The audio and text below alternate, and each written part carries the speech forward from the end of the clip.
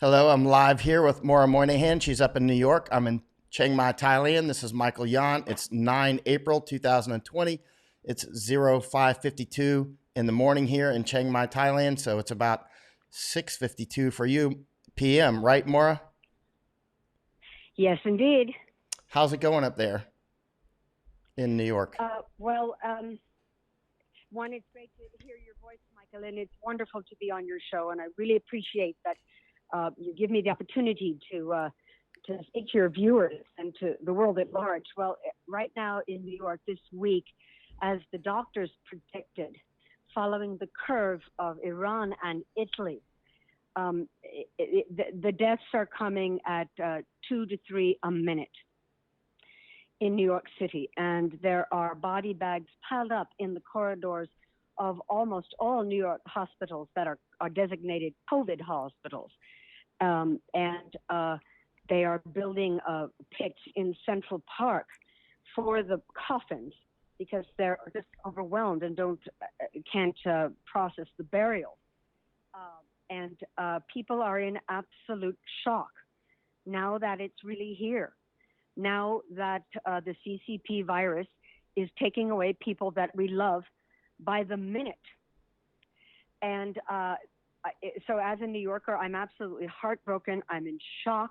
I knew that the CCP would do something catastrophic that would affect the whole world. I had this strange vision in my hotel in Kathmandu, the Hotel Tibet, 8 years ago.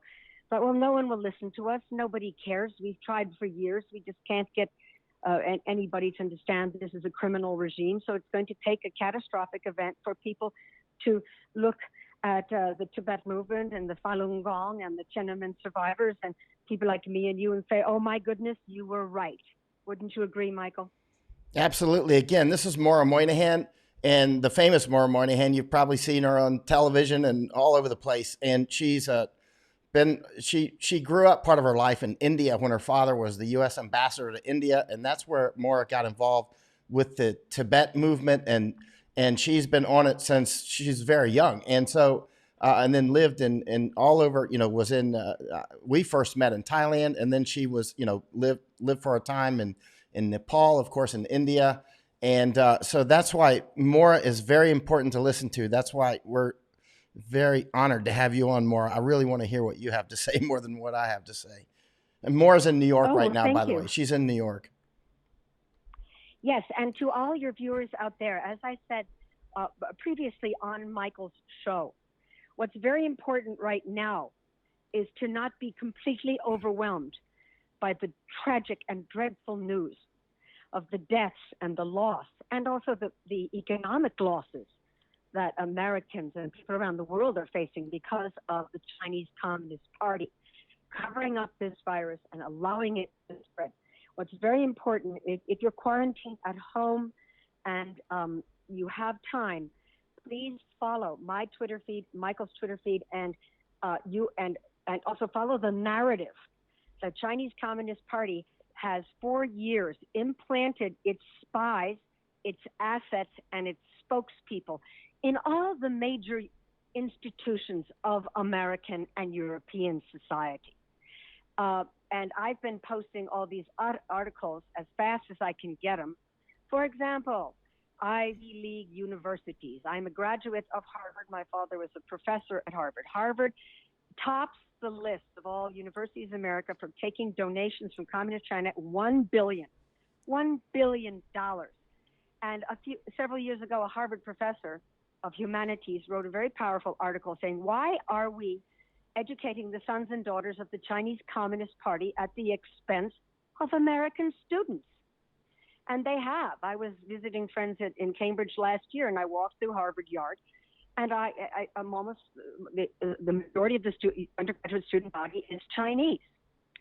And I don't blame them for trying to get the best education that they can, but it is at the expense of American students, and it also means that they buy silence from Harvard University.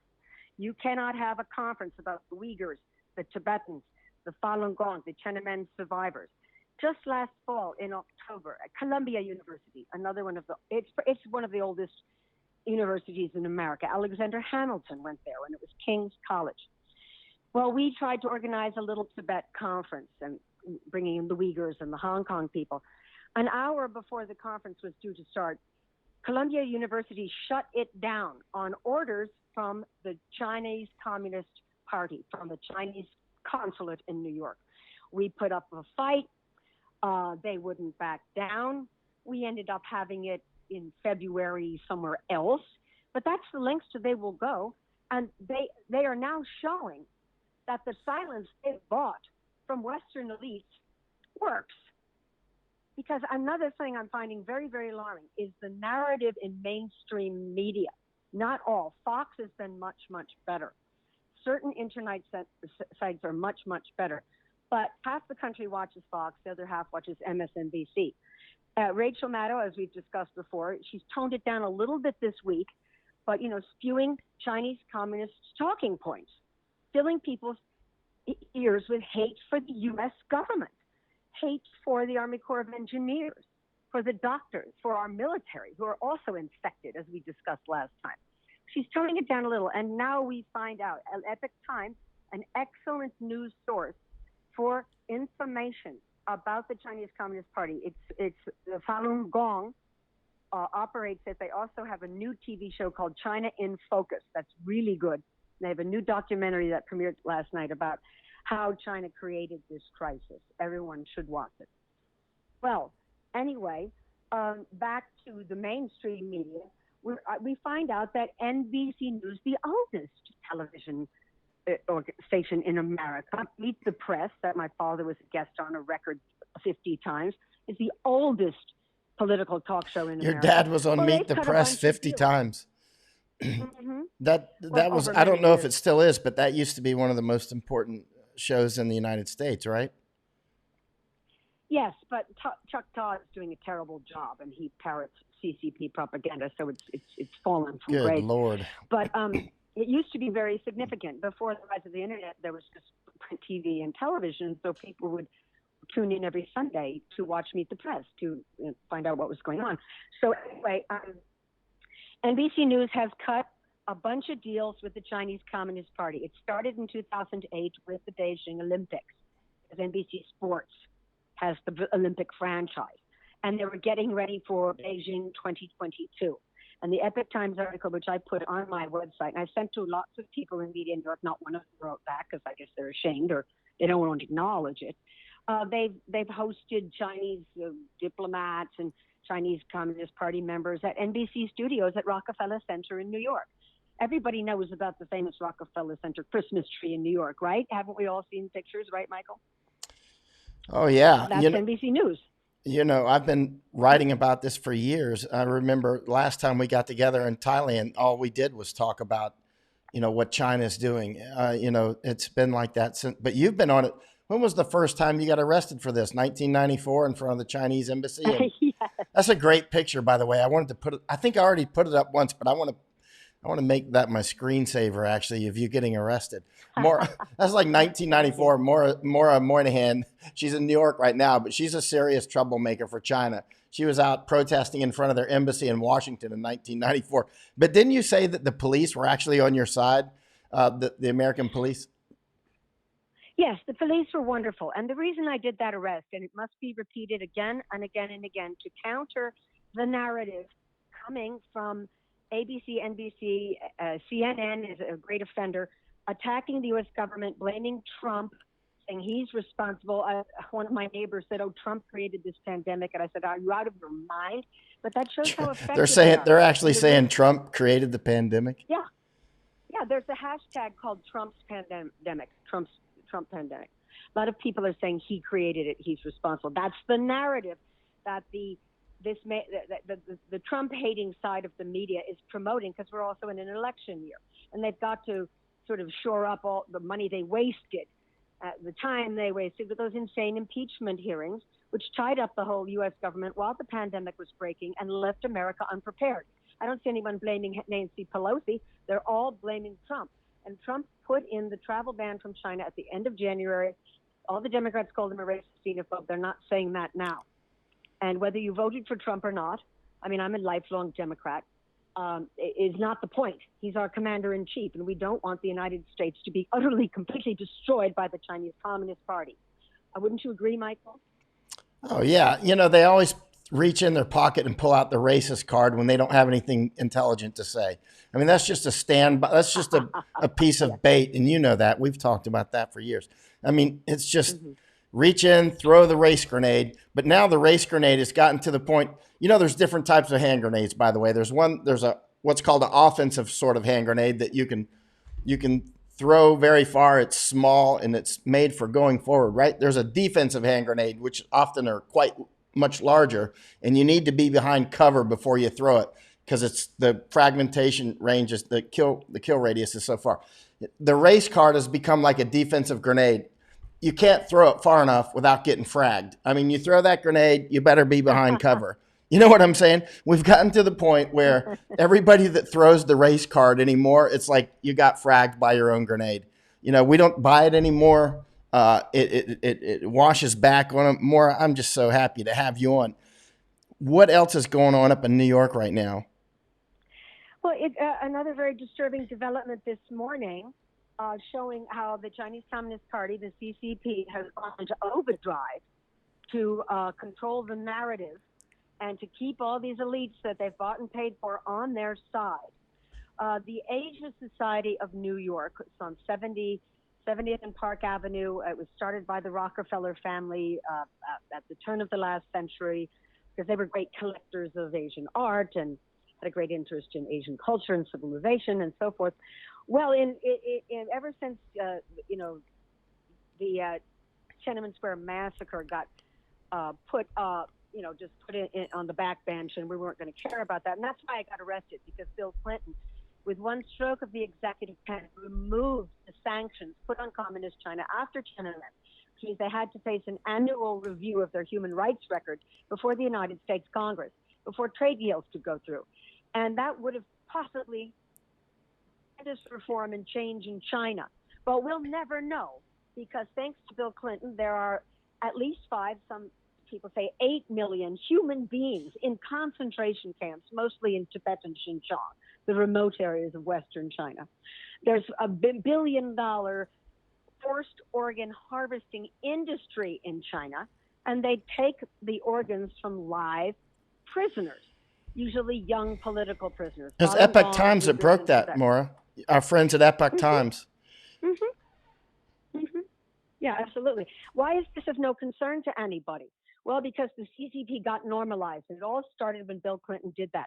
And so I saw the Asian Society change radically in recent years. They've become so pro-CCT. I've been to so many functions there where there'd be a well-fed American banker up on the stage, angrily, almost spitting, saying, oh, these people make a fuss about human rights in China. Well, it's their country, and they should run it the way they want to. And we shouldn't be poking around and not making a fuss. And so I would, of course, at Q&A say, so you don't have a problem with human beings being tortured in concentration camps? What if it was your family? Of course, then they all get angry and I'm asked to leave, but I don't care. And so this morning, people can't take you, Maura. People can't take you. People can't take you, because you're too high energy and you're too smart, and these things, and you're too dedicated. They can't take you. They try to pour baking soda on you for years. Can't take the truth. Oh yeah, listen. Yeah. I see people coming on my comments like, look how fired up Maura is. Even Steve Bannon sits back and warms his hands by the Maura fire. You watch Steve Bannon on Pandemic, and he'll be like, have you seen Maura come on? He'll say stuff like that. If Steve Bannon's like, she's fired up, she's super smart, that's one heck of an endorsement. You should see her. You got to meet her in person sometime. It's like an act of God. Well, Michael, I feel the same about you. Michael and I bonded instantly years ago when we met in Thailand because of our mutual admiration and support for King Rama IX of Thailand, and our understanding, based on our research, that the red shirts had ties to the Chinese Communist Party. You see a bunch of Asian mobs in Asia raising a red flag. China's behind it. They did it in Nepal. They tried it in Thailand, and thank God they failed. But here's a point I want to make about the Asian Society, and you can Google it, or it's on my Twitter feed, Maura Moynihan 1, and they published this outrageous statement. It's not that long. It's an act of cowardice that will come back to haunt them. And it says that we need to cooperate with China. Well, now more than ever. Sure, China made a few mistakes in the beginning, but the pandemic is everybody's problem now, and it's not helpful to criticize China. And besides, we depend on China for all of our medicines. So please, this isn't a time to pick on China. And look and scroll through the signatories. You'll see Republicans and Democrats, but in this crowd, mostly Democrats. Max Baucus, the former senator who was Obama's ambassador to China, Stapleton Roy, who was an ambassador to China, I believe a Republican, Madeleine Albright, who was Secretary of State for Bill Clinton. She's the first signatory. Well, these people should be ashamed of themselves. Well, they've left a trail, and I want all your listeners to keep score. Right, Michael? That's what we've been doing all these years, is keeping score, correct?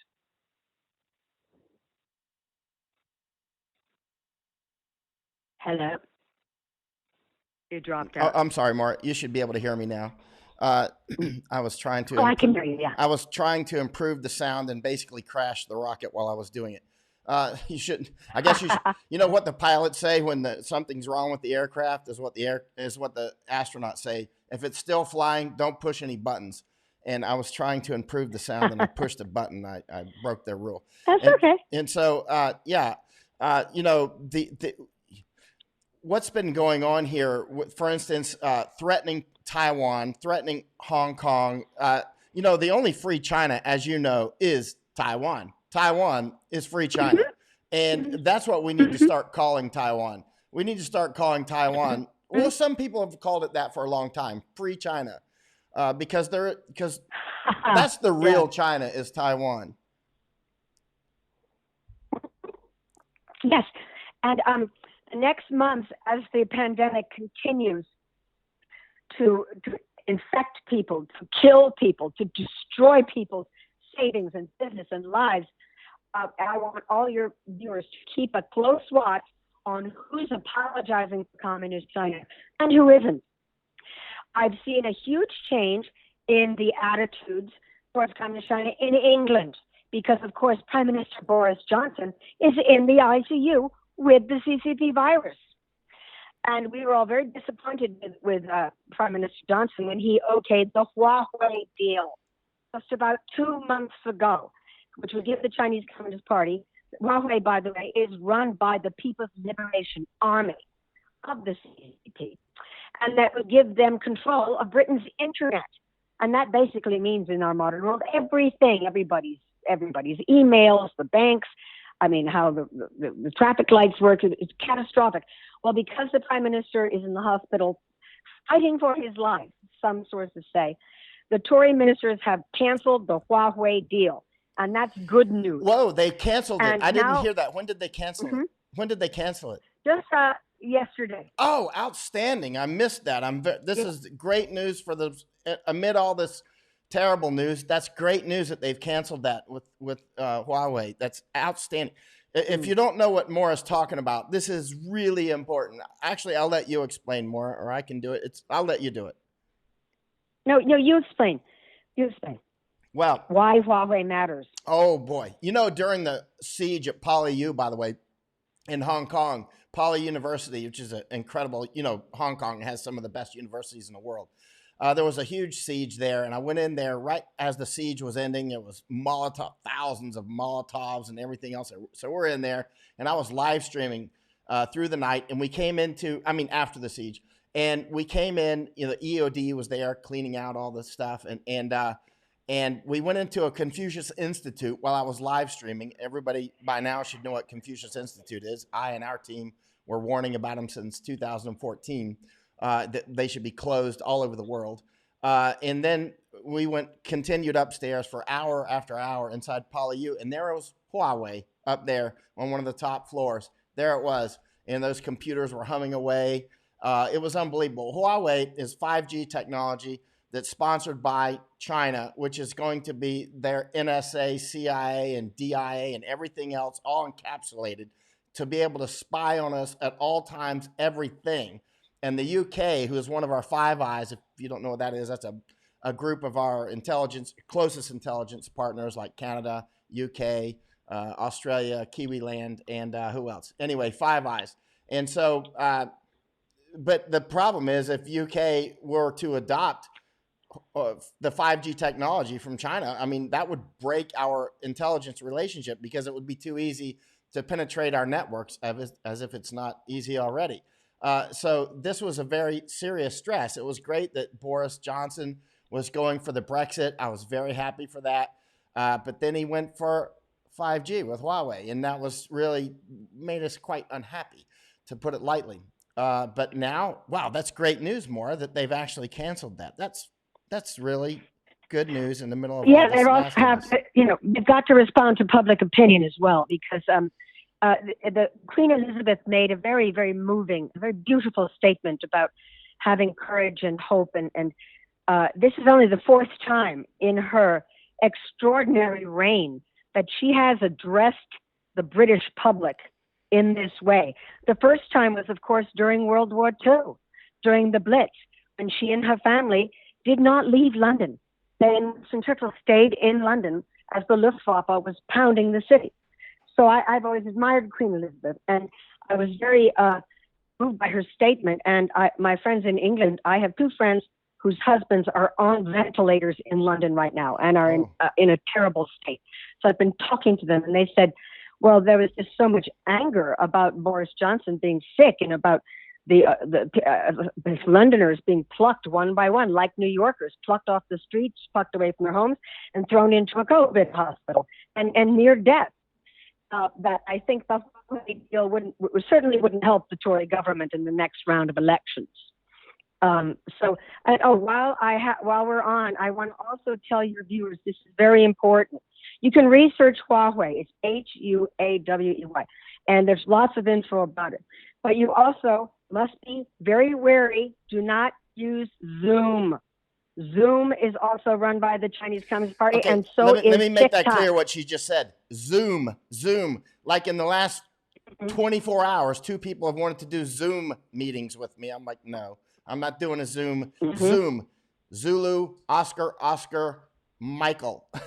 ZOOM. Don't use Zoom. I'm sorry, I interrupted, but I wanted to make sure they understood exactly what you were saying. No, it's important. Michael's absolutely right, and you can just Google Zoom Chinese Communist Party.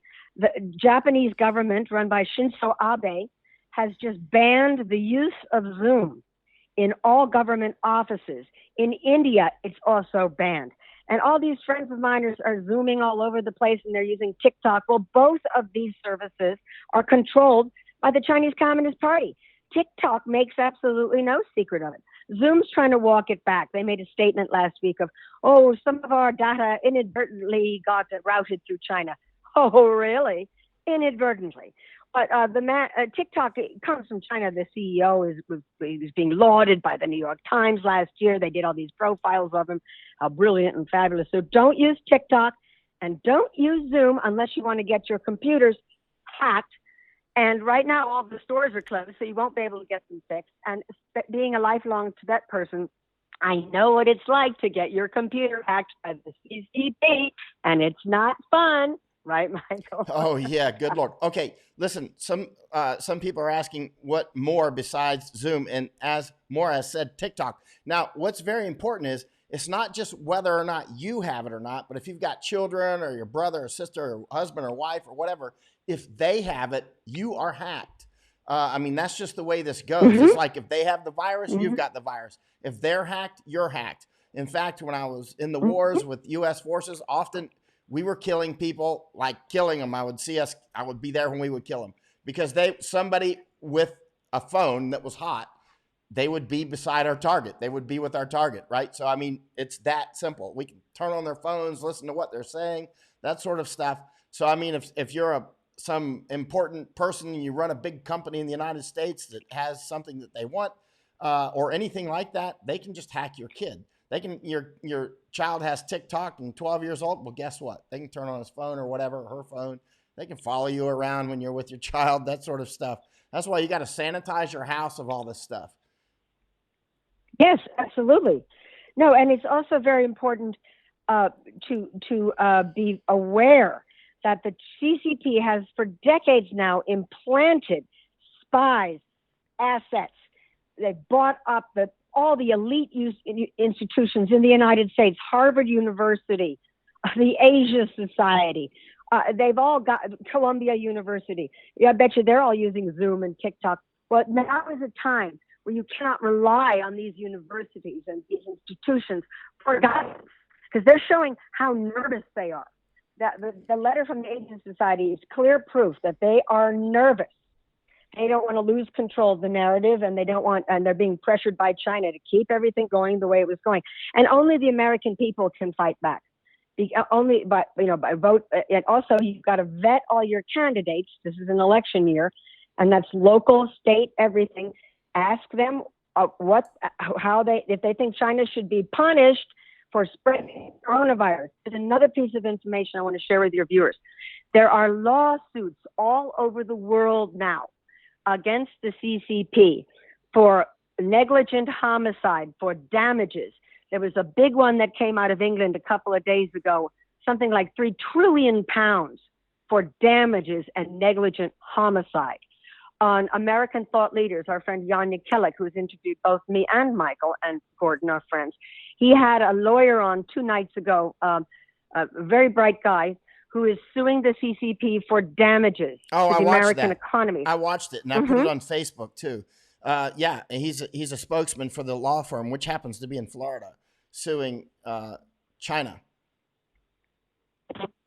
And that law firm got a successful conviction on the drywall scandal, the Chinese drywall scandal of a few years ago, where American houses were made with this cheap junk from China that was toxic, and people died, or they acquired nervous disorders. And that was a big story.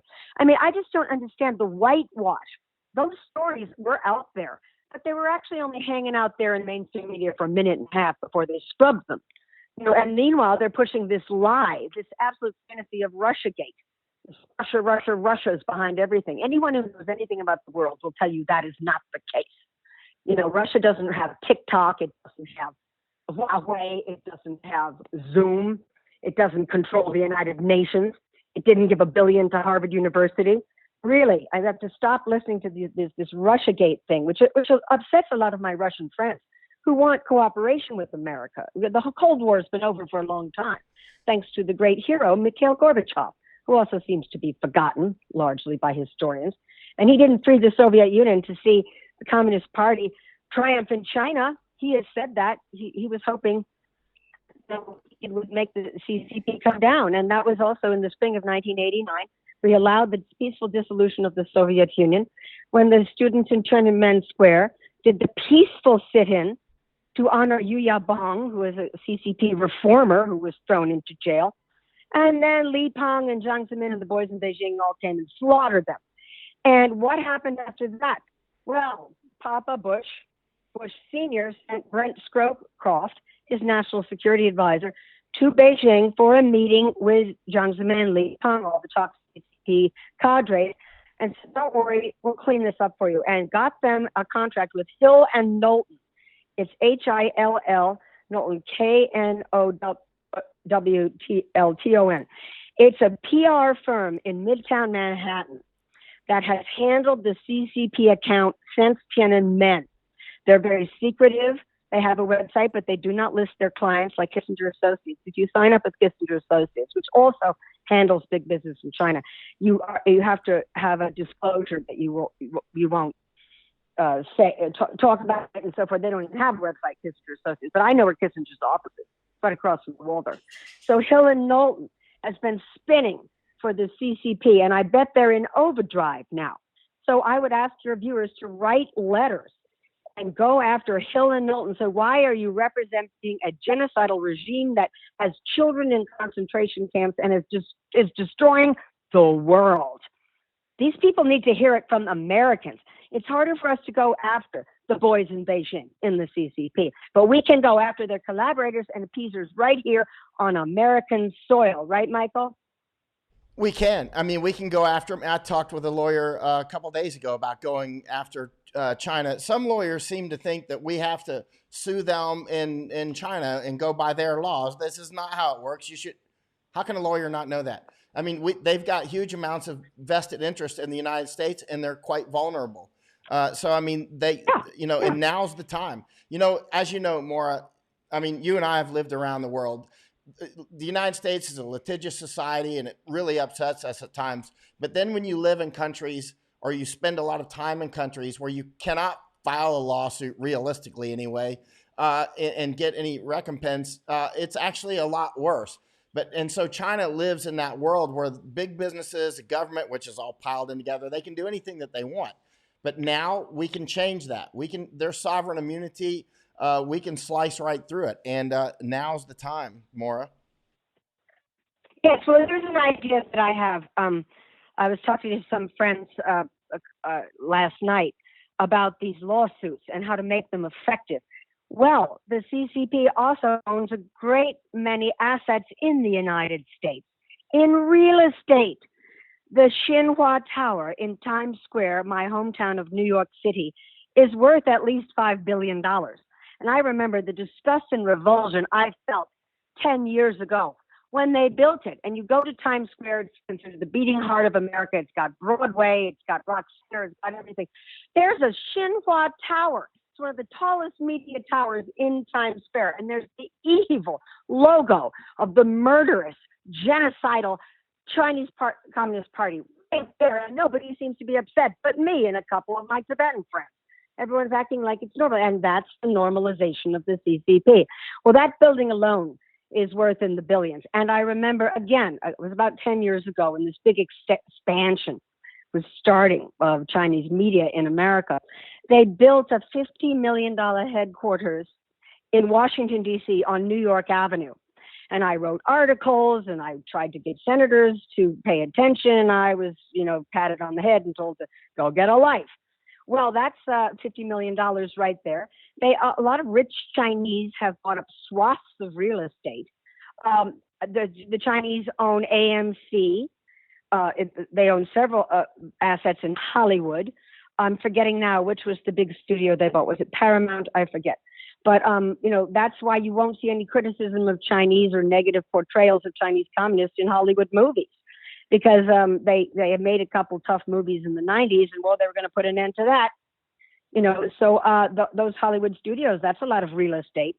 So I think it's also very important to differentiate between your Chinese neighbor who has a Chinese restaurant and the evil CCP. Let's go after the CCP's assets and let's go hard. Correct? By the way, Maura has a website, and I'm looking at it here. It's Maura Moynihan 1957.com. That's Maura Moynihan, Maura Moynihan, one word, 1957.com. It's really well worth looking at.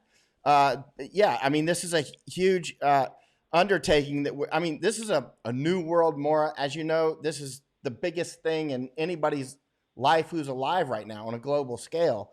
And this is actually, a lot of people are afraid, but others of us, we're embracing change. I mean, what else is there to do but embrace change? Because there's about to be a lot of dramatic changes, Maura. Well, yes, and this is why this is a very perilous moment as well, because while the Western nations are overwhelmed with this just unforeseen and absolutely hideous, traumatic crisis of this virus, which is killing people by the minute, which has the Prime Minister of England on the ICU, which has our military infected. 500 New York City policemen have the CCP virus. 500 in America's largest city and our most important police force. Well, I'm hearing a lot from my friends in Indian intelligence, who always have the best news about what communist China is up to, and my other sources in Thailand and Japan, that it's the old Chi-Com playbook. While this crisis is unfolding, and by the way, they don't have it together on the ground in China, despite what the New York Times prints. They print no recorded new cases in China. There's a difference between recorded cases and actual cases. So They are already provoking military skirmishes all over Asia. They sunk a Vietnamese fishing boat last week. They were playing some dangerous war games with the Philippine army. They were making noises around Japan. They were doing stuff with the South China Sea Islands that they're building. And my friends in Indian intelligence said, looks like they're going to do a strike. They're going to do a hit. And they're going to try to draw the West in while the West is overwhelmed with the virus that they created, that they spread. Now, this is going to be a very scary moment. And that's why we really need to unite as Americans. I know I saw some comments last time I was on your show of one person was very exercised that I was defending President Trump from a snarky CNN reporter who was being rude and disrespectful. And I just want to clarify why I support the president at this time. I am a Democrat. I'm a lifelong Democrat. But my father, who served in the Navy in World War II, if he was alive, he would say, we all have to support the president. We all have to support whoever our president is. We're not living in a communist country. And we all need to come together as Americans.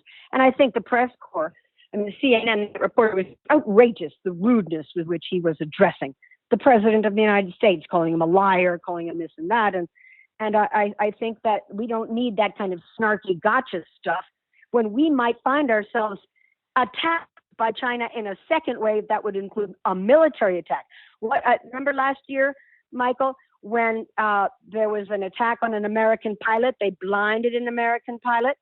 The Chinese military blinded America. They did a lot of war games off the coast of Alaska. They have a lot of spies in Hawaii. What if they attacked Hawaii? What if we could see another Pearl Harbor? These things are not out of the question. No, not at all. In fact, they're very much in the question because China is about to have they already have huge internal problems. Those internal problems are only going to grow as their economy collapses. I mean, our economy is collapsing. Mm-hmm. We can all see that. That's clear.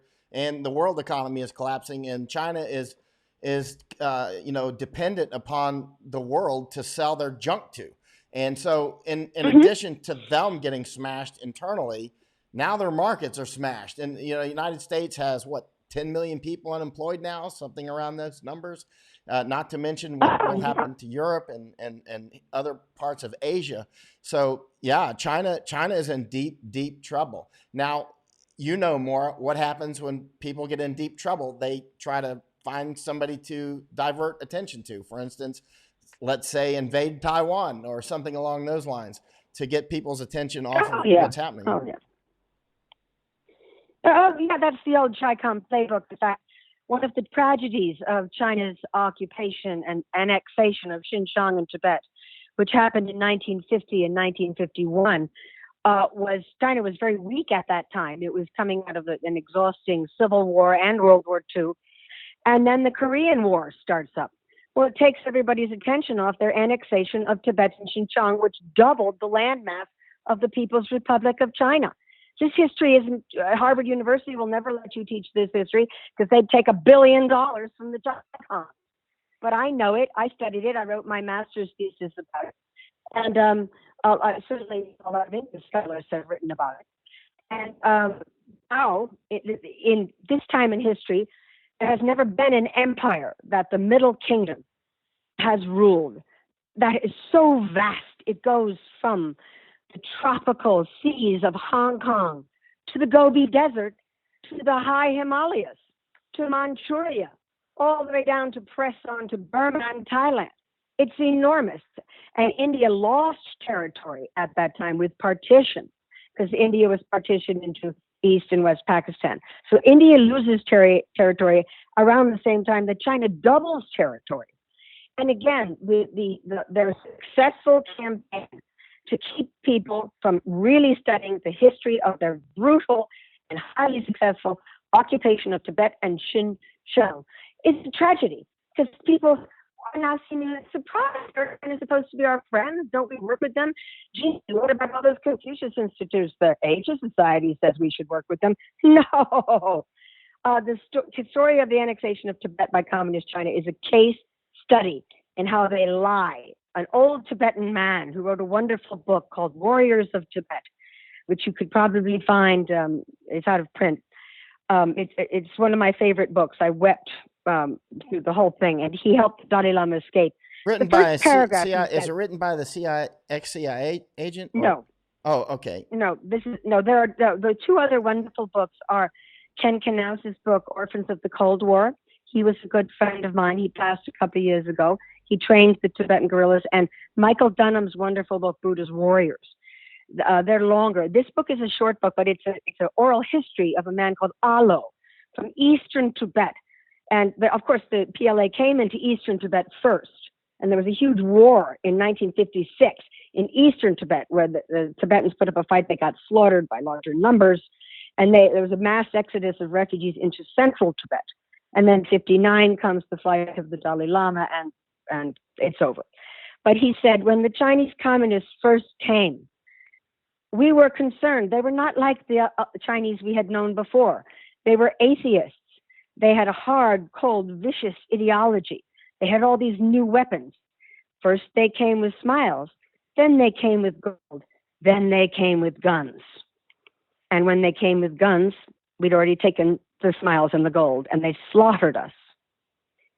And then he describes seeing the intestines of his 2-year-old daughter spill onto the ground as he gallops away towards safety, and a Chinese soldier puts a bayonet into his daughter's intestines. Yep, those are the Chi-Coms. They're the most, if people want to imagine what would have been like if had the Nazis won in World War II, you don't have to imagine it. Look at China, right, Maura? I mean, seriously. There's a reason why Hong Kongers call them Chi-Nazis. You would see me live streaming out there in the fighting all the time for 6 months, and there would be graffiti all over the place from Hong Kongers calling them Chi-Nazis. And Hong Kongers, United States needs to stand beside Hong Kongers. They're fighting against this tooth and nail. I mean, it's literally like the little mouse standing up to a horrific beast, and they're doing it courageously, intelligently, and very perilously. And the United States must stand with Taiwan and Hong Kong. They are our soulmates in Asia. I mean, it's in Japan as well. And I mean, we really have got to stick with Japan and Taiwan and Hong Kong, who are standing up against China. And of course, Maura knows all about this. Oh, yes. And I also, to all your listeners, I know it's a tough time for a lot of people economically, but try to support Michael, even $1, even $5 on his Patreon account.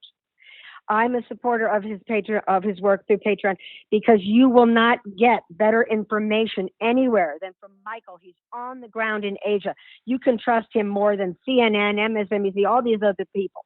And the work he did in Hong Kong last year during the insurgency was absolutely critical. I was following him every single day, and you can go back and watch some of Michael's reports. The uprising in Hong Kong, now no one's talking about it because the CCP virus has eclipsed all other stories, but it's terribly important, very significant moment. I thought that the Hong Kong people, they showed the world what the CCP really is. And let's all back to the TikTok and the Zoom and why it's important, why you have to be careful on the internet. Well, the CCP just went completely crazy when that man from the Houston Rockets tweeted, "Fight for freedom, stand with Hong Kong." Of course, I was thrilled that they did, because like we Tibet people have been screaming about that for years, and suddenly everyone realized just how crazy they are, and how hysterical and how rigidly communist their thinking is. Yes, they really are still communists. You always hear the line, "They're not really communists anymore. They wear Nike shoes and they drink Coca-Cola." I said, so what? They still have a one-party totalitarian dictatorship. But back to Hong Kong. There have been very alarming images coming out of Hong Kong while the virus is raging. Well, the CCP still has time for police brutality in Hong Kong. They're arresting leading citizens of Hong Kong society. Jimmy Lai is still in jail, along with 2 of his other compatriots. So they're hoping people aren't really paying attention to Hong Kong and got their hooks in. Michael tried to get back in. They didn't allow him. They stopped him at the airport. And so I worry about our friends in Hong Kong. They put up the most noble and extraordinary fight. Never in my life did I ever think the CCP would get such a fight right there in its backyard. Because, Tibetans stand up, there's no television, there's no five-star hotels, there's no banks, they can all be slaughtered, and we get it out a few weeks later through Radio Free Asia. No witness. In Hong Kong, everybody was watching. And in Taiwan, everyone's seeing how well they did to contain the virus. And another story that seems to be getting a lot of traction, thank God, is how China controlled the World Health Organization and how they didn't listen to the doctors in Hong Kong in December talking about the virus. And Trump just said today he wants to defund the WHO. I think that would send a very good message, because that Ethiopian Marxist, absolutely, that Maoist, defund he isn't even a doctor. I don't want to interrupt you. I just want to second that. Defund the world. Let me keep let you keep going, Maura. I don't want to be impolite. I love you. So, but I just want to high five you on that. Defund the World Health Organization. Now, be quiet. Yeah, and another very alarming development at the United Nations last week is that China got control of the Human Rights Council. That's like a Nazi getting control of the Human Rights Council. And we've called them China Nazis for years in the Tibet movement, because the way they torture people in Chinese prisons would make a Nazi proud. And all my years with Radio Free Asia, Kathmandu, we would interview Tibetans that managed to escape into Nepal. And so I collected years and years of torture stories and accounts of what went on in Chinese prisons. And we made a film called Fire Under the Snow about Palden Gyatso, a Tibetan monk who survived 33 years of torture in a Chinese prison just for the crime of being a Buddhist monk, which meant, according to Chicom law, he had bad class status. That's all it took for you to get an electric cattle prod put into your mouth, or to be hung upside down and beaten to death. And that's how they do it. And these are not criminals; these are just people. They kill you for your ethnicity, for your religion. They allowed Liu Xiaobo, the 2010 Nobel Peace Prize laureate, to die in 2017 in a Chinese prison for the crime of counter-revolutionary thought. Only one other government has done that, and that was the Nazis, when Count von Ossietzky won the Nobel Peace Prize and died in a Nazi prison. So yes, we can make parallels. And back to the WHO and back to the UN. Oh, another very sad story is in the 50s, Nehru was approached by the UN. They felt they wanted to have an Asian nation. And India was a democracy, in India's open society. And they asked, would you like to join the Security Council? And he said, well, I have to ask my friend, Chairman Mao, first. So he called Chairman Mao, and Chairman Mao said, of course, don't do that. Well, then the Dalai Lama comes fleeing into India in 1959, and China strikes India in 1962 from the high ground. And it's considered one of the greatest of history, was Nehru not taking the Chinese seriously. This Hindi Chini Bye Bye, Chinese Indian friendship, it was called. Because then, oh boy, China gets on the Security Council. China's been on the Security Council since 1972, I believe. And that was thanks to Kissinger, the Kissinger Doctrine. And so they have immense power in the UN. And they still don't pay as much as America pays. America still pays more than any other country. And why should we fund the WHO when they allowed this pandemic to said, let them go bust? I mean, I'm very sad to see the United Nations being so corrupted by this evil totalitarian dictatorship, when, as we know, the United Nations was created after the ashes of World War II, because of the Holocaust. And when my father was ambassador to the United Nations in 1975, 1976, the Secretary General, Kurt Waldheim, was later exposed as a Nazi. And he passed this anti-Semitic resolution, this Zionism is a form of racism resolution. And it passed. Why? Because the China bloc and the Soviet bloc worked together to pass it. The fascists and the communists always worked together. And my father gave the greatest speeches of his career at that time. And then he worked hard to have the resolution overturned, which it was in 1991. But the damage was done. The damage was done. So from that time on, I've always been very suspicious about the United Nations. It's been so penetrated by totalitarian fascist elements. And now we're seeing the price of that as people die every day. Right, Michael? How much will we miss the United Nations or World Health Organization if they're gone? How much? Like zero, right? Does anybody miss the League of Nations? I mean, I'm going to miss them like I miss a malarial mosquito. I mean, they're sucking our blood, they're taking our money, and then they work against us. Why do we fund the UN at all other than to spy on them and keep their headquarters around? I mean, I don't see any reason, any value in keeping the United Nations or the World Health Organization. What have they done except, for instance, with the World Health Organization, in the worst pandemic possibly in human history because of what it's leading to at this point, they facilitated it by, for instance, covering up in the beginning and also denying that it was a pandemic.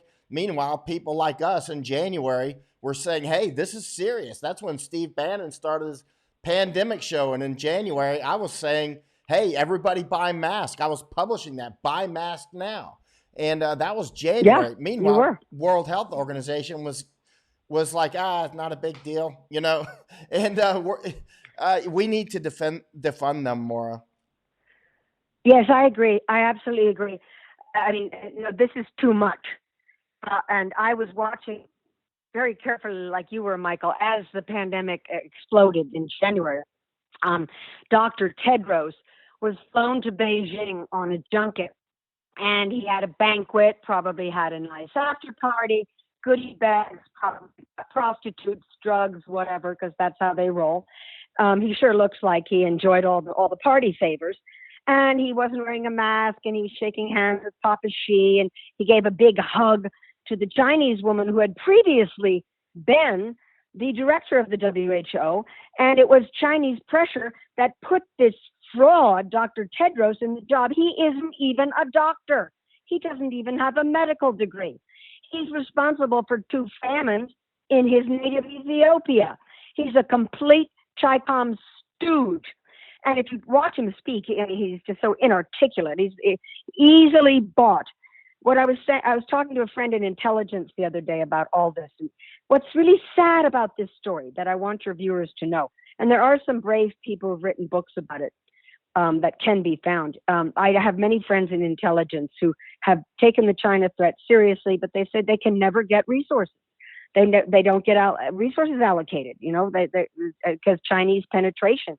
And they also said, it's kind of depressing to think of how easily they bought all these people. It wasn't even that much money. Buying off the WHO was a few million here and there to crash the whole world economy and possibly infect 60 to 80% of the world's population. I mean, 60 Minutes for a while was doing some very good reportage of Chinese agents buying guys in the Pentagon and military contractors. And they did a series of very good stories, but maybe due to Chinese pressure, that producer got fired because they stopped. But you can go on the internet, you can go on YouTube and Google Chinese espionage in America and Frontline's done pieces. But, some of these cases, like the military contractors, they bought these people off for $250,000, to give nuclear secrets. It's just incredible. And all these other guys, these UN bureaucrats, they get bought off by junkets, by hookers, by gifts, and academia. That's how they get bought. Oh, another case I'd like to bring up, which is hit now off the front pages. Just as the pandemic broke, there was a huge scandal involving Harvard University, my alma mater, with Dr. Charles Lieber, who was the head of the chemistry department, who was also in the exalted class of university professor. There's the highest of the high are the university professors, and they pick and choose a few from every discipline. He was a university professor. Well, he got arrested in Cambridge for spying for the Chinese Communist Party and for having a laboratory in Wuhan that the Chi-Coms built for him, an apartment in Wuhan, $5 million in gifts from the Chi-Coms, and he was helping develop biological weapons. That story disappeared pretty quickly. I cut and pasted it. He's in jail, and I was very proud of the FBI agents who arrested him. They gave a press conference, which is probably on YouTube. And these are just the regular working stiffs of this world who don't get paid a lot. These are not the exalted Harvard professors or the Asia Society crowd or the diplomats. They know what's going on. They know the score with the Chi-Coms. Well, that story's disappeared. However, he is in jail. And it exposed like how much Chinese intelligence has penetrated our universities, to say nothing of the think tanks. And what about our intelligence agencies? It's mind-boggling. But Rachel Maddow and CNN and the New York Times would have you believe that it's all Russia, Russia, Russia, Russia. Don't buy it, everybody. Right, Michael? Absolutely. I mean, the Chinese intelligence. I mean, as you know, the more intelligence that you have, the more ability to spy. For instance, through Zoom or just through just so many ways that they have. Confucius Institutes, Huawei, all such as there. That's how you can control basically everything that you want. I mean, for instance, with 5G, they'll be able to do so many sorts of, little compromising information that they can find to, oh, wow. So, you send an email to so-and-so and splitting apart marriages and down to the nuclear level they can do. You know what I'm saying? Down to, there's so many things that you can do with extreme intelligence, not just hitting people with missiles or something, but putting people into compromising positions or finding out what makes them tick, and then basically fashioning a key to get into their door, to their psychological door. It's super simple, and the Chinese are very good at it. The Russians, we used to think were good at it, but they're nothing compared to the Chinese, right? Yes. Oh, I have a lot of Russian friends in India, Nepal, and Thailand, and they all say the same thing. They say, God, why is America so obsessed with Russia? And Putin's a tough guy, but he is not Stalin. We have a semi-open society, and Putin isn't trying to be the global hegemon that Xi Jinping is. They don't have a Belt and Road Initiative project. And a lot of my Russian friends say they want trade with America, cooperation with America. They don't have any enmity towards America, and they don't. Well, there is, of course, it's documented that Hillary Clinton and John Podesta cooked up the Russiagate narrative on election night in 2016 when they lost to Trump, because they had to blame someone. She couldn't take responsibility for running a terrible campaign and being someone that nobody wanted to vote for. So that's been well documented by people who were covering her campaign, who were reporters on the ground.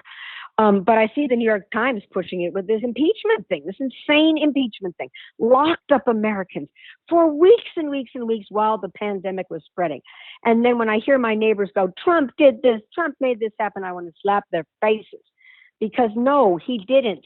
The worst person in American government, whoever that may be, did not create this coronavirus. But the New York Times would have you feel otherwise. And the Washington Post just had a big story of, like all the mistakes that the American government made. Well, which side are they on?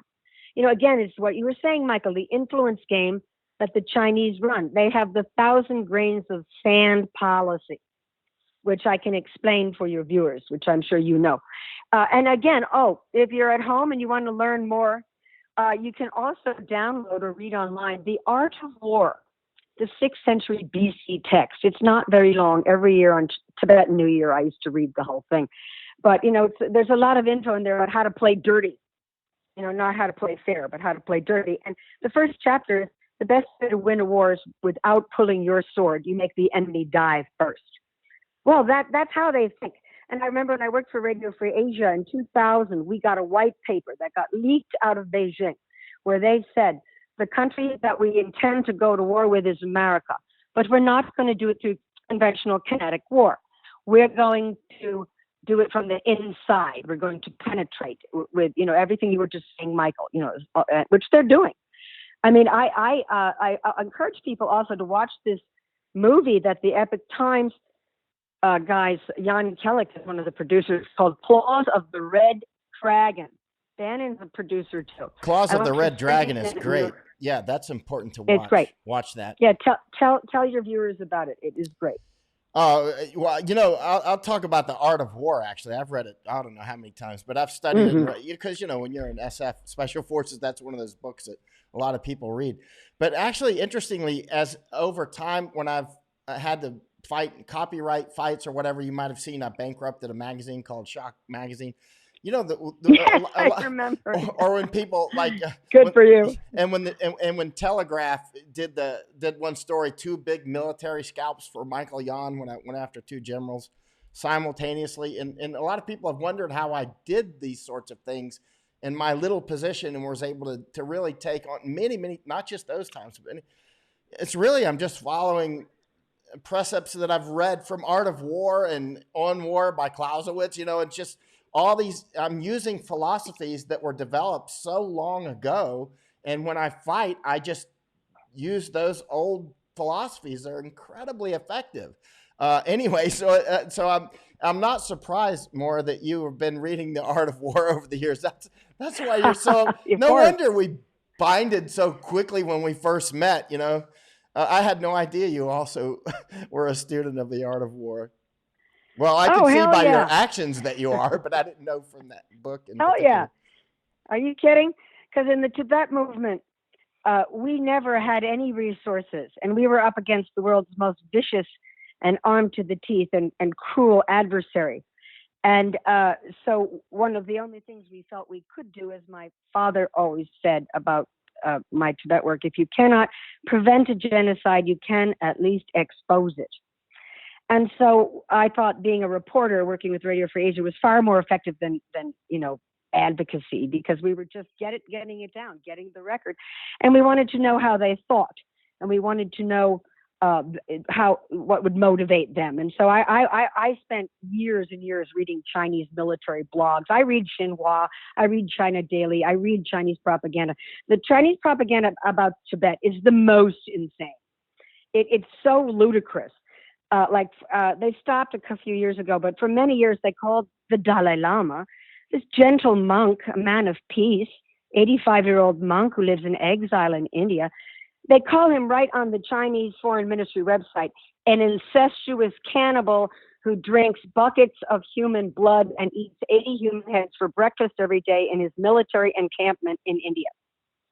That's verbatim. That's verbatim. And I would tell this to people in American policymakers and elites and stuff, the people that I know and grew up with, and they would kind of shrug and go, "Oh, that's too crazy." Who said that? I said, the Chinese government said that. And then sometimes you'd see an anxious pause. They go, "Really?" I said, "Yes, that's how crazy they are." And they say it with no shame. So now they've toned that down. In recent years, they called the Dalai Lama a monk in wolf's clothing. They still call him incestuous, but they don't call him a cannibal. They call him an incestuous spy. I mean, really.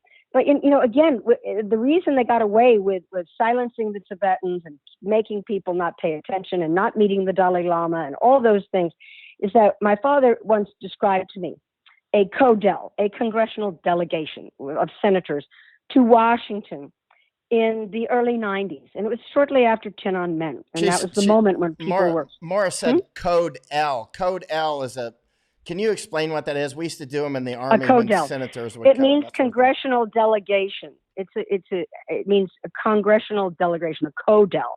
And I have friends who are staffers for senators who got to go on CODELs to Europe, Asia, Africa.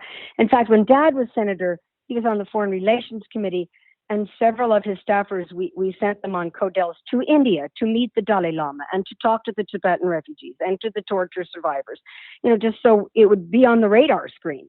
But a lot of CODELs, you get wined, you get dined and all that stuff. So Dad went on this CODEL with my mother and their meetings with the Chinese officials.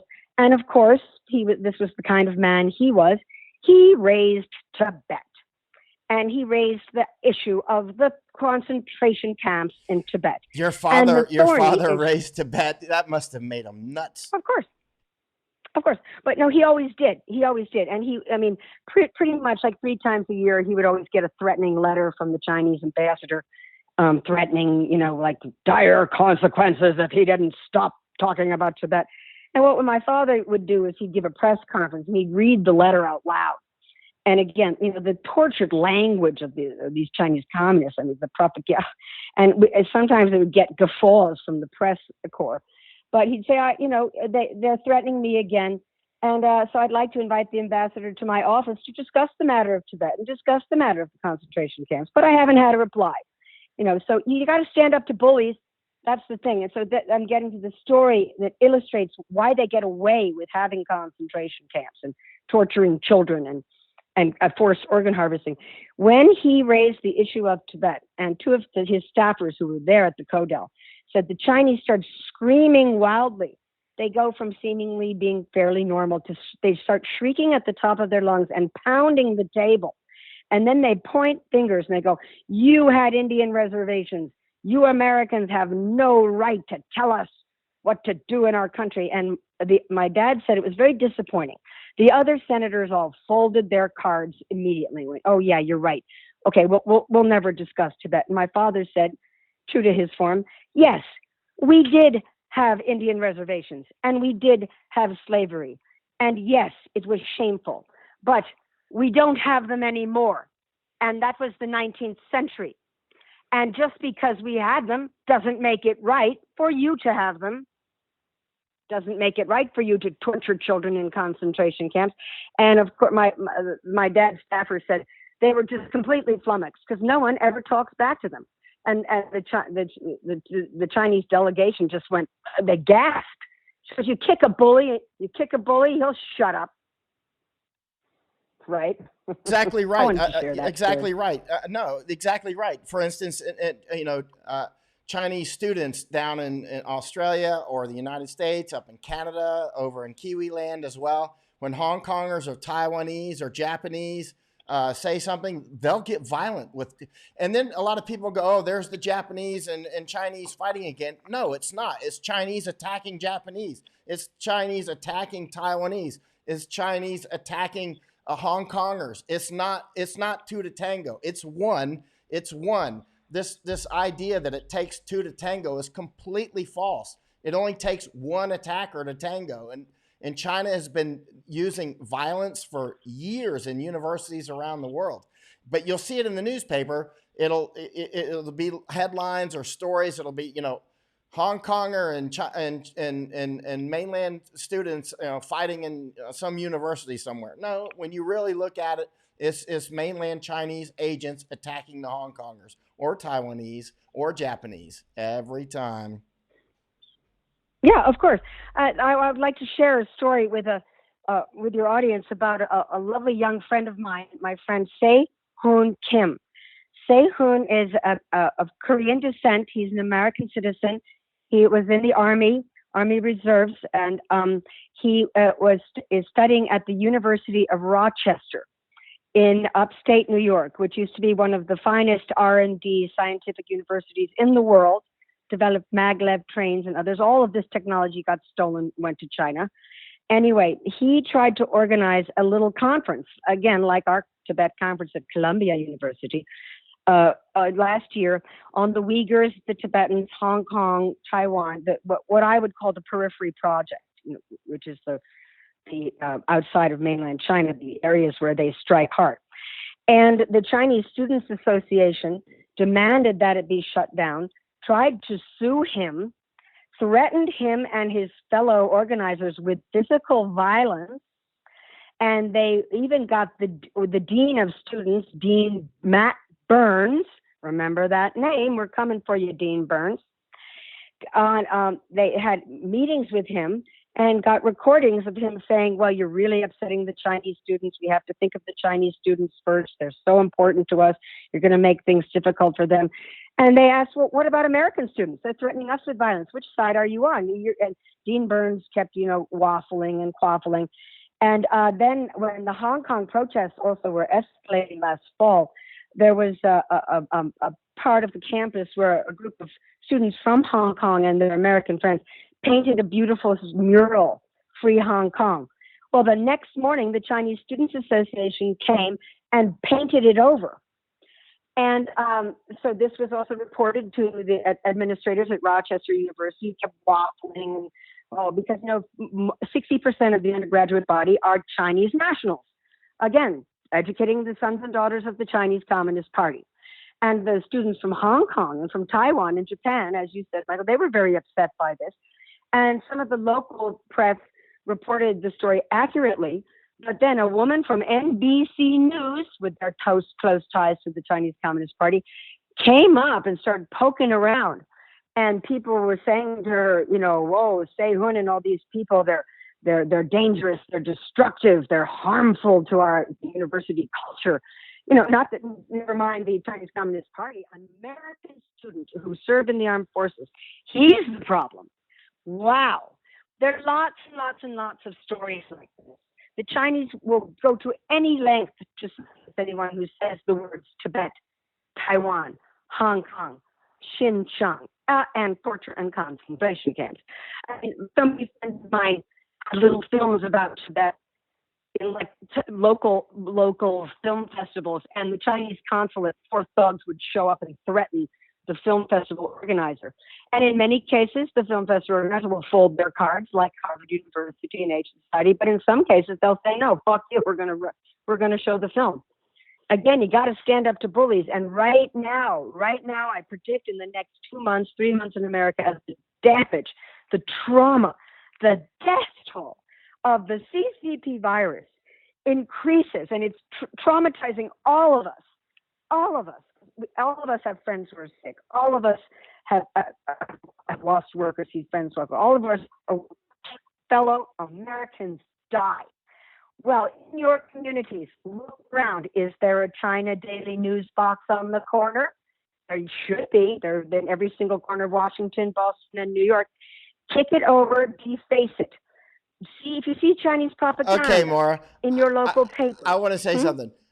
People keep asking me like what they should do in regard to stuff like that, and of course, I'm saying, I'm never advising you to vandalize the Confucius Institute. I would never do that. Read The Art of War. Oh, really? I'm just saying, use your imagination. I'm not yes, saying. You know what I'm saying? Emotional. No. Oh, I've done it. No. I've done it. I've Maura, poured ink. I totally agree with you. I'm the master of subversion and sabotage. So I'm just saying, I'm not publicly advising that. That's all. No, I understand what you're saying, but but they've got to realize that people are on to their game now.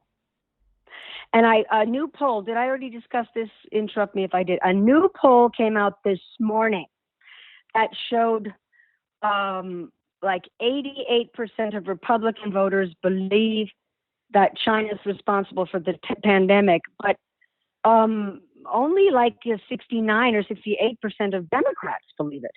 Well, that's proof of their intelligence operation, the normalization of Xinhua and China Daily and Chinese propaganda. They're blaming the American government for this. And so, I mean, it should be 100% of Americans. 100 should, because another thing I want to point out to all of your listeners, if you're listening to Michael, you're in the fight. God bless you. And don't forget, support Michael's work. Go to his Patreon account. I don't have a Patreon account. Give it to Michael. But now, if you're listening and you're in the fight, and make no mistake, we're at war. The Chinese Communist Party has declared war on the world. They've brought the world to its knees. So the next few months, they're going to do every trick in their book to try to gain the upper hand. And don't think they can't win. They play dirty, they play foul, and they have won up till now. So it's very, very important when people start blaming the U.S. government. They blame Trump. My neighbor was blaming Governor Cuomo of New York. He didn't act fast enough, blah, blah, blah. Shut them up immediately. Shut them up immediately. And because we're not alone in this fight now. We have England, France, Italy, Spain, India, Japan. We've got a lot of countries now who are all angry at the Chinese Communist Party, who all have lawsuits going against the Chinese Communist Party. This is not a time to slack off and hope someone will take care of it. Here in America, all of us, we still have the power of the pocketbook, of the pencil, and of the voting booth, things that people in China don't have. They can't vote. It's a group of old men behind a curtain in the Politburo that decide the fate of 1.4 billion people who have no free press and no elections, which is shocking. And they've been built up by the West. They've been built up with the Kissinger doctrine and the Clinton doctrine, the Obama doctrine, the whole thing goes on and on and on. So be aware of the narrative. Be aware that China is guilty. Be aware they're going to try to spin the narrative, and they could also, God knows what they could do. They have a lot of people working for them. That letter from the Asian Society published, it was very, very disturbing. Very disturbing to me that they would get all these people to apologize for China at a time like this when our fellow New Yorkers are dying. Oh, I'm going to do a protest in front of the Asian Society of New York when this cools down and we can go back out on the street. You can be goddamn sure I'll be out there with my Tibetan flag. But people you have to take action also by going online. Read the U.S.-China Business Council website. Sign up for their daily email. I get it every morning. They're spinning Chinese propaganda. Go on Hill Knowlton. Write to your congressmen. Write to your senators. They do pay attention to letters from constituents. Petitions, not so much. I never sign petitions. My father said that Senate offices ignore petitions.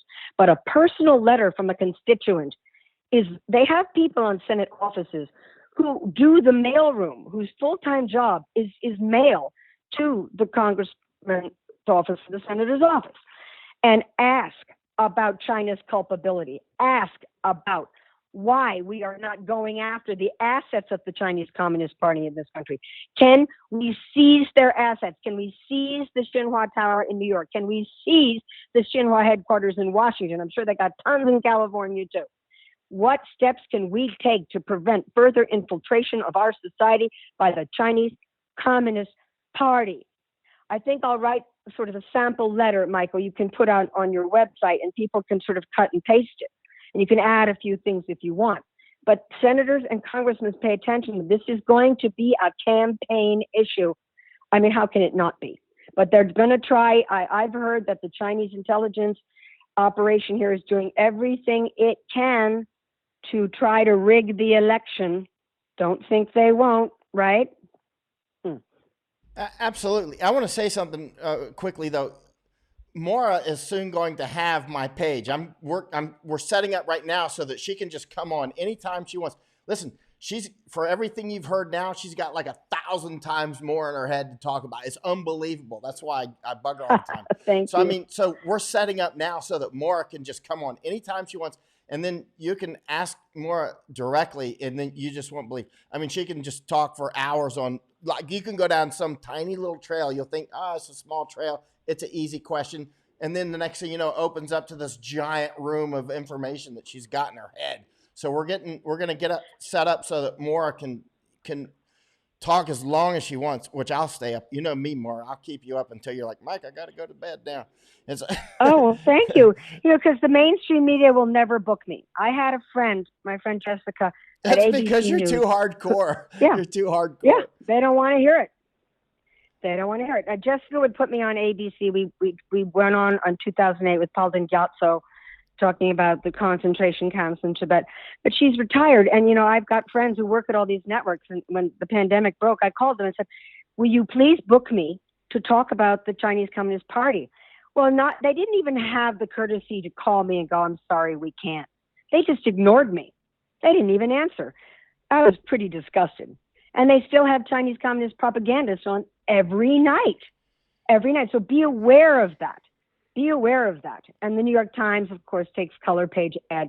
But the things that you can do from home with your computer is one, no Zoom, no TikTok. We have to repeat that and tell all your friends. Write to your representatives, write to your governors.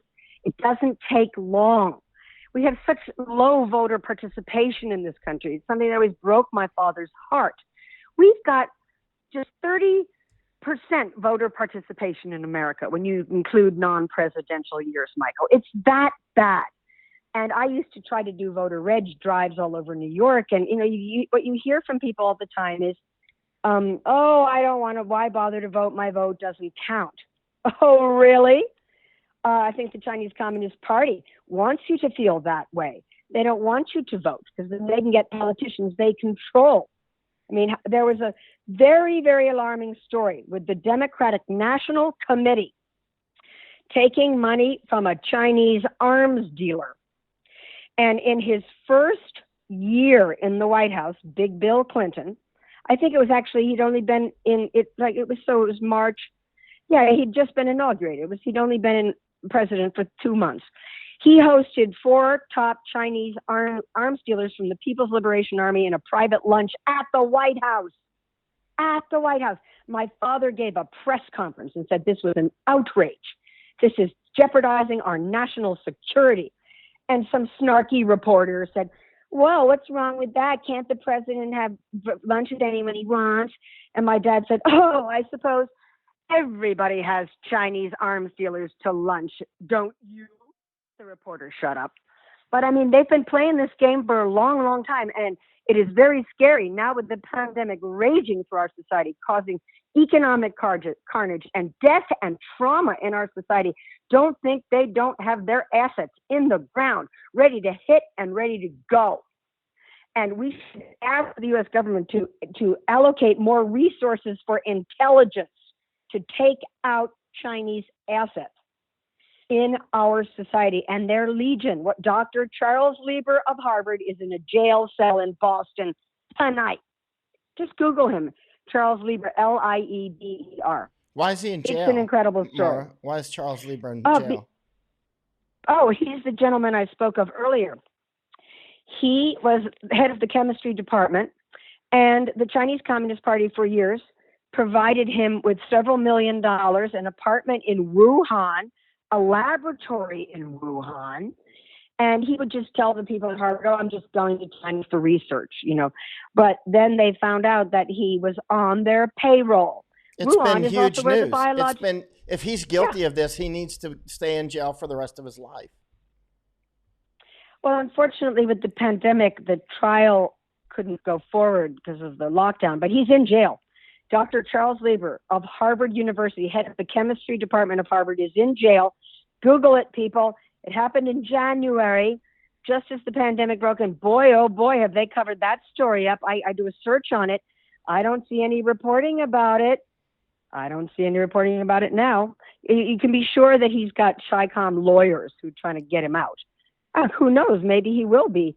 But those FBI agents who arrested him had very solid evidence, and they seemed like very good guys. But, you just, again, while you're at home, don't just watch reruns of your favorite movie. Google Chinese espionage in America. You will see years and years of thousands of stories. They don't get reported much, but they're in our court system. I follow this very carefully, the number of convictions of people like Dr. Lieber, Americans working for the Chinese, or Chinese nationals working for the Chinese Communist Party, or people who immigrated from China and were our American citizens who got caught stealing nuclear secrets. Uh-oh. I'm lost Maura. Oh, no.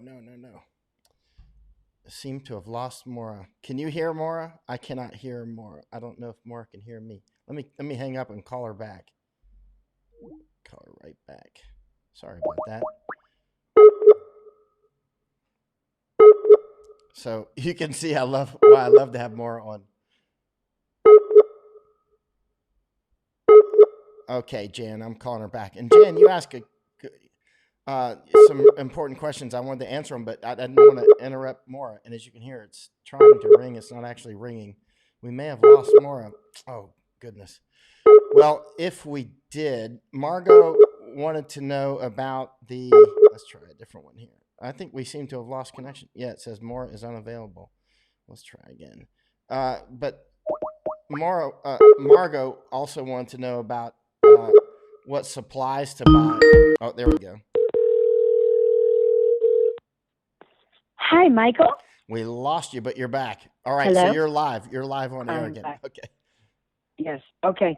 Yes. Just Google Chinese communist espionage infiltration, and you will see so many stories. They go so underreported, but they are in the court dockets, and it's jaw-dropping. And you will not see this about Russian agents. But if you listen to Rachel Maddow and you read the New York Times, you would think Russia is actually doing what China's doing. But they take ad dollars from China. They thought this through really carefully. One source of mine says that. Oh, we lost Maura again. Goodness. Maura, are you there? Uh-oh, lost her again. I tell you what, we should probably go ahead and cut this then for now. And I'll go ahead and hang up. And we lost Maura. Uh, oh, Al, is it still freezing even when Maura's not on? Maybe we should go ahead and cut it. Margot wanted to know more about what supplies to buy. Let me say very quickly on for instance, on food, on water, and those sorts of issues. One of the smartest things to do is to look up prepper videos on YouTube, and because you need to check first of all your geographical location, right? And because people in different parts of the country have different in different parts of the world have different needs for preparation. If you're in Alaska versus Key West, it's vastly versus Germany versus here in Thailand, it's vastly different, right? And also whether you live, say, in a big city like Los Angeles downtown, or you live on an island, Bermuda or something, it's very different. Preparation needs, and so check if you live in a huge apartment complex somewhere in a big city in Tokyo, let's say in Tokyo, then your preparation needs are vastly different than somebody that lives out on a farm in Wyoming. And so on that, what foods to get and that sort of thing, Margot, look on YouTube, look for preppers in your financial and geographical location and your type of needs, whether you're urban or rural or that sort of thing. Also, age group can make a big difference because some people are older or younger, and that can make a difference on how you prep, for obvious reasons. So, all right. And we're going to get Maura back on. Actually, I'm going to set her and Al Johnson up so that Al and Maura can come on whenever they want without me, because they always have really important things to say. And often if they have to go through me, it never gets up there because I've got so many things going on here. And so the resolution is low, Al is saying. All right, so there's Al Johnson. Al Johnson, actually, I'm going to hang up soon, and I'm going to call you up, Al, about getting you on this channel. Let's see, what is Wayshawn saying? Oh, that's unfortunate with the broadcast issues. Did you see my message on the last broadcast about bitter winter and the PLA testimonials? Would have wanted to ask more about that too. Wayshawn, negative. I did not see it. But if you can save that, she'll come back on, and then man, once you unpack Moore's memories and knowledge, it's like unpacking something. It's just amazingly. She's amazing, and so is Al Johnson, by the way. He's another one of those big brain people. There he is, Al, right there. So okay, I'm gonna go ahead and hang up for now. Thank y'all. Wayshawn saying strange might be localized over in Western Australia. The picture quality is fine. Actually, Al, different people in the United States are telling me that they're having problems with internet for whatever reasons. As you know, in some places in the United States, the internet's almost like Pony Express time still. Whereas you go to Korea and it's like ultra fast internet. And here in Thailand, it's quite good as well. But Korea's got like crazy good internet, and Hong Kong's pretty good as well. But the United States, it's vastly hit and miss. It's been a while since I've been back to the United States, but I remember the quality is. And these are sorts of things I check online sometimes, like which countries are doing better with internet and communications, because this is a huge difference on how well our economies can work. When people are spending just an extra 2 minutes a day, let's say, on waiting for stuff to download. Now, multiply that by, hundreds of millions of man days. You know what I mean? That's a lot of wasted time. So investing in fast and very good communications is vital. There goes my dog, Barney, barking at something. So, all right. Thank you, everybody, for supporting my work. And let me go see what my dog Barney is up to. And then I'm going to talk to Al about getting him on here live. And as for now, Mike out.